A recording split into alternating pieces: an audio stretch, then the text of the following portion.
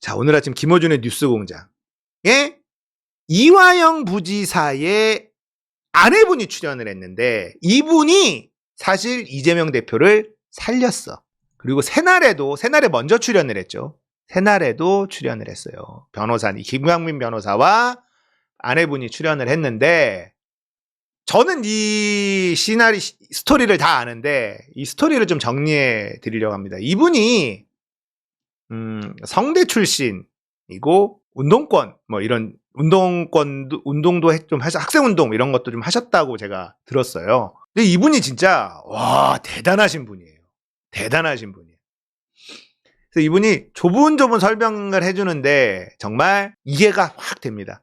일단 이 사건이 원래는 이화영 전 평화부지사가 쌍방울로부터 법인카드를 썼다. 그래서 뇌물 그리고 차량을 제공받았다. 그래서 뇌물 사건이었어요. 뇌물 사건이었는데 이게 갑자기 쌍방울 김성태장이 귀국하면서 대북 송금 사건으로 바뀌었다. 처음에는 변호사가 뇌물이면 대가성이 있어야 되는데 이거는 대가성 입증하기가 어렵다. 그러면 이건 뇌물이 아니라 정치자금법으로 갈 가능성이 있다. 다퉈볼 만하다. 이렇게 얘기를 했다는 거예요. 변호사가. 그래서 이 아내분은 그렇네. 그래서 그것만 생각하고 있었는데 갑자기 대북 송금이라고 얘기가. 그래서 이게 대북 송금이 되면서 판이 이상하게 꼬이기 시작하고 변호사들이 이화영 부지사를 회유하기 시작하고 이러면서 지금까지 오게 된 거예요. 이게 지금 검찰이 아프긴 아픈가 봐요. 검찰총장, 누군지도 몰랐던 검찰총장이 갑자기 등장합니다. 이게 개별 사건에 검찰총장이 등장하면 안 되는 거거든요. 이화영 사법 시스템 흔들기 그만둬야 된다. 이거를 했어. 검찰총장이 이러면 안 돼요. 근데 이게 아픈가 봐. 자, 오마이뉴스에서 가장 정리가 잘 돼 있는 기사가 있어서 이걸 한번 들여다보면서 사건 전체를 정리해 보겠습니다. 검찰이요, 이화영 전 부지사에게 합계 징역 15년을 구형을 했어요. 저는 그냥 이 사건이 이재명 대표를 구속하기 위한 수단과 도구로서 내가 이용된 것에 불과하구나 이런 생각을 많이 했다. 이게 법정 진술입니다. 김성태가 오랫동안 해외 도피했다가 체포돼 들어와서 수원지검에서 조사를 받은 뒤 이 사건이 일반적인 형사사건이 아니고 이재명과 이화영의 존재하지도 않는 대북 송금 조작 사건으로 변질됐다. 검찰은 끊임없이 이재명에 관련된 이야기를 해라. 공모했다는 진술을 하면 나가게 해준다고 내게 말했다. 전두환 노태우 신군부 정권도 이렇게 드러내놓고 심한 조작을 통해 야당 대표를 구속시키려고 하지는 않았다. 제가 한 일 중 잘못한 건 당연히 처벌받아야 하지만 차라리 저보고 죽으라고 하는 게 마음이 편할 것 같다. 진실 규명만 한다면 어떠한 형벌 속에 있더라도 감당하겠다. 눈물을 보였다고 합니다. 얼마나 괴로웠을까. 검찰은요, 이화영 전 부지사에게 특가법상 뇌물죄, 정치자금법 위반 혐의에 대해 징역 12년, 벌금 10억 원, 3억 4천만 원의 추징명령 구형했고요. 별도로 외국환거래법 위반 증거인멸 교사 등의 혐의로 추가 징역 3년을 요청하는 모두 합쳐서 징역 15년을 구형했습니다. 와, 대단합니다. 검찰은 남북 분단 현실에서 남북 경역사업권을 연결고리로 고위직 공무원과 중견그룹이 유착해 저지른 대표적인 후진적 정경유착 범행으로 중한 사안이다. 개소리입니다. 이화영은 소위 대북 전문가로서 대한민국과 국제안보 위협하는 범죄를 저질렀대. 이화영이 북측에 건넨 100억 원이 넘는 자금이 어떻게 사용될지 심히 우려스럽다. 이화영이 건넸나? 쌍방울이 건넨 거 아니야? 소설을 쓰고 있는데 검찰이 이화영의 사법방해 행위 이런 얘기를 합니다. 사법 시스템을 무너뜨렸다. 이화영 재판에서 발생한 소송 비용도 이화영 부담으로 해달라. 이례적으로 이거는 거의 삐진 거 아니야? 이화영이 다 넘어왔었는데 갑자기 폭로를 막 하면서 검찰이 회유를 했다. 술도 먹였다. 공범들을 만나게 해줬다. 이걸 막 다 떠벌리니까 삐진 거지. 소송 비용도 이화영이 내게 하라. 징역 15년 구형한다. 이게 재판 기록이 무단 유출됐고 국정원 등 기밀 문서가 언론에 공개됐다. 사법 시스템이 무너졌다. 자기들이 언론에 흘리는 거는 아무것도 아니야? 검찰 특기가 언론에 흘리기 아닙니까? 사법 시스템이 무너졌대. 이화영 배우자는 이화영에게 정신 차리라고 법정에서 소리치며 회유 협박했다. 급기야는 이화영마저 검찰 진술 허위라며 진술을 번복했다. 혼란 속에서 재판이 파행됐고 재판 기피가 일어났다. 사법방해는 반복돼서는 안 된다. 이화영에게 중형 선고가 필요한 이유다. 자, 여기에서 이제 제가 얘기를 할게요. 이게 검찰이 한 얘기인데 법정에서 검사가 이화영 부지사에게 이재명에게 보고했다라고만 해라. 에? 보고했다고만 해라. 그러면 풀어주겠다 했단 말이에요. 그래서 보고했다라고 회유에 넘어갑니다. 그 중간중간에 별건 막 엄청난 압박. 이화영 부지사의 아들 조사, 아내 조사, 주변 사람들 계속 털고 이러면서 이화영을 계속 압박을 했어요. 그리고 검찰이 처음 요구한 거는 이재명에게 보고했다라고만 진술해라. 였습니다. 자, 그렇게 회유당하고 이재명에게 보고했다라고 진술을 했어. 근데 그걸 그 검사가, 담당 검사가 오케이 하고 올라갔는데 위에서 까인 거예요. 이걸로는 부족해. 그래서 이화영에게 이걸로는 좀 부족하고 구체적으로. 구체적으로. 그래서 또 어디에서 뭐 이런 얘기를 또 적었어. 또 오케이 하고 들고 갔는데 위에서 또 까였어. 또 까여서 조인트 까이고 와가지고 이걸로는 안 돼. 날짜, 시간, 장소 완전 구체적으로 진술해줘. 그래서 그때 이화영은 번뜩 정신이 들기 시작한 겁니다. 이러면 이재명 대표 빼도 박도 못하게 감옥행이다. 이런 생각이 들어서 변호사한테 이재명 대표의 스케줄이 있는 기사를 좀 찾아봐 달라. 자기가 이제 그 사건과 연관된 시기에 그때가 2019년 7월 29일인가 그래요. 오전에. 그때 이재명 대표가 어떤 행사가 있었어. 행사가. 그래서 어떻게 진술하냐? 그 시간을 정확하게 적어버립니다. 이재명의 알리바이가 있는 시간에 내가 보고했다. 추후에 문제되지 않게 만들기 위해서 자기가 지금은 너무 힘드니까 이 회유에 넘어가서 이재명에게 보고했다라고 하지만 이게 거짓말이다. 이재명의 알리바이가 있는 시간에 딱 맞춰서 진술을 해버립니다. 그런 일까지 벌어지니까 회유와 협박과 넘어갔다가 다시 돌아오고. 자, 근데 그 당시에 이화영 부지사의 변호사가 계속 같이 회유를 해요. 이재명에게 보고했다고만 하자.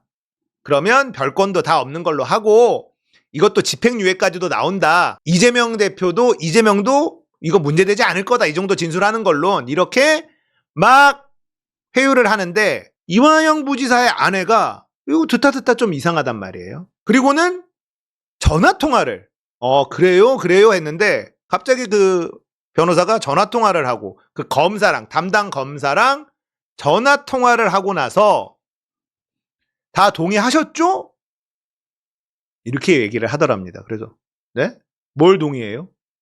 무슨 동의했어요? 아이, 다 동의하셨잖아요. 이화영 부지사가 이렇게 얘기하는 거 다 동의했잖아요. 뭐. 거기서 열이 받아. 안 한다고. 재판에서 이 이화영 부지사의 아내분이 변호사를 자릅니다. 변호사가 검찰 편이니까 변호사를 잘라요. 그러니까 판사가 이 뭐야 이 황당한 일이 이게 뭐지? 그래서 이화영 부지사한테 물어봅니다. 동의한 거냐? 지금 변호인단 바꿀 거냐? 법률 대리인 바꾸냐?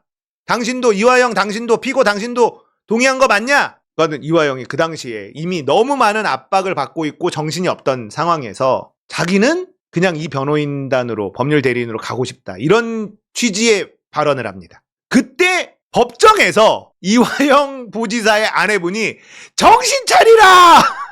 이화영 정신 차려라! 그러면서 이화영이 정신이 번쩍 드는 거예요. 그렇게 해서 변호인을 바꿉니다. 그래서 변호인을 바꿔요. 그래서 변호사가 이번 사건에서 총 7명이 바뀝니다. 7번이 바뀌었다고 해요. 대단하죠. 이 이화영 부지사의 아내분이 아니었으면요, 이재명 빨려 들어갔어요. 이분 참 대단한 분이다. 재밌는 건 방용철 쌍방울 부회장 있죠. 이 사람이 뇌물을 준 사람이에요. 준 사람으로 기소된 사람인데 2년 6개월 구형했어요. 이건 뭐야? 집행유예잖아요. 집행유예 주라는 거 아닙니까? 검찰은 방용철 부회장 뇌물을 준 사람한테는 2년 6개월, 이화영 부지사한테는 15년 재판 과정에서 범행을 뉘우치고 참작할 지점이 있다. 이 생 양아치 놈들 진짜. 검사놈들이 양아치 놈들 진짜 어떡합니까? 이전 부지사 변호인 김현철 변호사 최후 변론.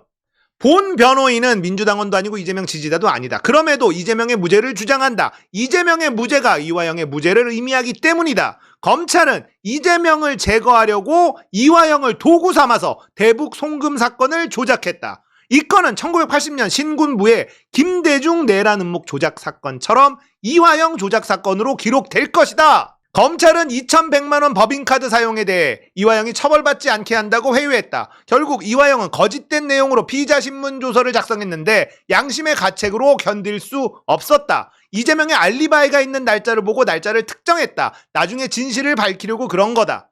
재판부에서 실제로 행한 것과 실제로 행하지 않은 것을 상식의 논리로 바라봐 달라. 이러자 방청석에서 박수가 터져 나오기 시작했다는 겁니다. 재판장이 엄한 목소리로 제지하면서 재판 방해하는 행위 금지, 변호인 역시 그런 것 유도하는 행위 금지! 이랬다는 거예요. 이 판이 어떻게 흘러가는지 이제 대충 보이시죠? 원래 쌍방울은 변호사비 대납의 의혹이었습니다. 대북 송금? 아예 없었습니다. 대선 기간 내내 있지도 않았던 일이었어요. 똥파리들도 만들어내지 못했던 시나리오였습니다. 근데 갑자기 튀어나온 거예요. 이게 왜 튀어났을까 생각을 해보십시오. 왜 단 한 번도 거론조차 되지 않았던 대북 송금, 이재명이 북한에 가기 위해서, 방북을 위해서 북한에다가 쌍방울이 대신 돈을 낸 거 아니냐. 자, 이때 당시로 돌아가 봅니다. 쌍방울이 북한에 돈을 보낸 그 당시로 돌아가 보면요, 이재명 경기도지사는 재판에 걸려 있었습니다. 대법원 판결이 남아 있었어요. 많은 사람들은 이재명은 끝났다라고 생각하고 있었던 때입니다. 근데 어떤 기업하는 장사꾼이 정치 생명 끝날지도 모르는 사람을 위해서 돈을 북한에다가 줘? 말이 안 돼요. 일단 이재명 경기도지사가 그 당시에 재판이 모두 끝나서 다 해결된 상황이면 모르겠으나 재판이 끝나지 않았어요. 모든 언론에서는 이재명 정치 인생 끝났다라고 얘기하던 시절입니다. 근데 100억을 막 줘? 정치 인생 끝나가는 사람한테? 말이 아니죠. 말도 안 되는 겁니다. 거기서부터 일단 말이 안 돼요. 거기서 말이 안 되는 거고, 원래 대장동, 백현동, 사실은 대장동만으로 감옥 보낼 수 있다 확신했습니다. 검찰은 대장동만으로 이재명 감옥 보낸다 확신했어. 근데 아무리 파도 돈의 흐름이 1원도 안 나오는 거예요. 이게 조국 수사할 때도 똑같습니다. 조국 수사할 때도 사모펀드부터 출발했습니다. 사모펀드, 권력형 비리 100%야. 이거 파면 무조건 나와. 안 나왔어. 그 다음부터 딸내미, 마누라 이렇게 흘러가서 된 거예요. 조국 사건의 시초는요, 사모펀드, 권력형 비리, 권력형 범죄였습니다. 자기들은 늘 그렇게 해먹었었거든. 대장동 파면 이재명이 성남시장이었는데 10원도 안 먹었을 리가 있니? 대장동만 파면 이재명은 무조건 보낼 수 있어 하고 출발한 수사예요. 근데 10원도 안 나오는 겁니다. 그러자 성남FC, 백현동 예전에 다 끝난 사건까지 다시 재수사하기 시작한 거예요. 근데 이것도 뭐 나오겠습니까? 한번 수사해서 다 턴 거야. 털었는데 이거 다시 재수하면 뭐 나오겠어? 안 나오죠. 나올 수 있는 건 뭐야? 고작 해봐야 조작하고 회유해서 새로운 진술 하나 툭 튀어나오는 게, 증거는 없습니다. 그러니까 대장동 털면 나온다고 확신하고 수사 들어갔는데 안 나오네. 백현동하고 성남FC 이것도 다시 재수사해봐 했는데 이것도 안 나오지. 뻔하지. 알지 자기들도. 그러니까 새로운 무언가가 필요했던 거예요. 검찰은 이재명을 조지기 위해서. 그랬더니 변호사비 대납, 이 쌍방울 건이 있었는데 이화영 평화부지사 뇌물건이 일단 딱 있는 거야. 그래, 이걸로 어떻게든 엮어보자. 쌍방울. 변호사비는 아닌데 엮어보자 하니까 이게 튀어나온 겁니다. 그래, 대북 송금, 이재명을 위해서 북한에 돈 보냈다라고 이거 시나리오를 만들어보자 라고 한 거라고 저는 강력하게 의심하는 바입니다. 대장동으로, 백현동으로, 성남FC로 그 어떤 걸로도 이재명을 잡지 못한다. 남은 건 새로운 시나리오가 필요하다. 근데 증거는 없죠. 죄 많은 인간들 협박해서 거짓 진술을 받아내고 그걸로 죄 뒤집어 씌우는 게 검찰이 이때까지 했었던 조작의 유일한 원툴 시나리오예요. 한명숙 전 총리도 그렇게 보냈다고요. 죄 있는 사람들, 조국도 마찬가지죠. 조국도 죄 있는 구린게 많은 최성애 불러다가 표창장 안 줬다고만 해라. 나머지는 우리가 알아서 한다. 구린 놈 하나 붙잡아가지고 흔들어서 괴롭히고 거짓 진술 받아내서 그걸로 죄 뒤집어 씌우는 거. 이게 검찰이 조작하는 시나리오 하나. 새로운 시나리오가 없어 얘네들은. 한명숙 전 총리도 구속돼 있는 죄인들 불러다가 한명숙에게 불리한 진술 하라고 회유하고 협박하고 해서 받아내서 한명숙 넣었죠. 중간에 그 회유 협박당한 사람이 양심 선언을 했지만 판결은 뒤집히지 않았습니다. 이번 건도 마찬가지죠. 김성태 주가 조작범이에요. 이건 주가 조작범입니다. 북한에다가 돈을 보내고 이거를 IR 공시하면서 쌍방울 자회사 대북 테마주가 있었는데 마치 북한에서 큰 사업을 하는 것처럼 발표를 막 해서 요 주가가 뻥뻥 뜁니다. 그걸로 이익을 봤어요. 김성태와 그 일당들은 그렇게 이익을 봤습니다. 그러면 주가 조작으로 사실은 수사를 해야 되고 그리고 국가보안법도 걸립니다. 근데 김성태에게 기소한 건은 외국한 거래법 위반입니다. 국가보안법도 안 걸고 주가 조작도 터치도 안 합니다. 왜? 김성태가 한 범죄는 명확한데요. 왜 김성태는 굵직한 거는 다 빼줬을까요? 이재명을 어떻게든 잡아 넣어야 되는데 죄가 없다는 게 확인되니까 이제 새로운 시나리오로 조작하는 것 말고는 없다. 그래서 김성태를 구워 삶아가지고 회유 협박 딜 치고 주가 조작과 국가보안법 쌈부터 싹 빼고 제일 가벼운 외국한 거래법 위반 이거 하나만 딱 기소한 거 아닙니까? 이거라고 저는 생각합니다. 강력하게 의심합니다. 이것도 특검 들어가야 돼요. 이 검사놈들 조작 검사놈들 전부 다 감옥 보내야 됩니다. 김성태와 이재명은 일면식도 없는 사람이에요. 일면식도 없는. 알지도 못해. 다시 한번 말씀드리지만 그 당시 김성태가 북한에 돈을 보낼 당시 이재명은 재판 중이었어요. 정치 인생 끝나네 마네 하던 시기였다고. 어떤 장사꾼이 정치 인생 끝날지도 모르는 사람 대북 방북을 위해서 돈을 100억 200억을 갖다 바치나 북한에게. 어떤 정신 나간 인간이 그 짓을 해. 앞뒤가 맞아야지 뭘. 그러니까 검사놈들의 시나리오도 허접하기 그지없는데 언론이 이거를 다 검사들이 흘리는 대로만 받아 적어주니까 이화영이 이재명이 보고했다더라는 기사 얼마나 많이 나오는지 아십니까? 이거 전부 다 특검 수사하고 공수처 수사하고 안 되면 특검 가고 이재명 수사에 있었던 모든 검사놈들 전부 다 처벌해야 된다. 전부 다 처벌해야 된다고 저는 생각합니다.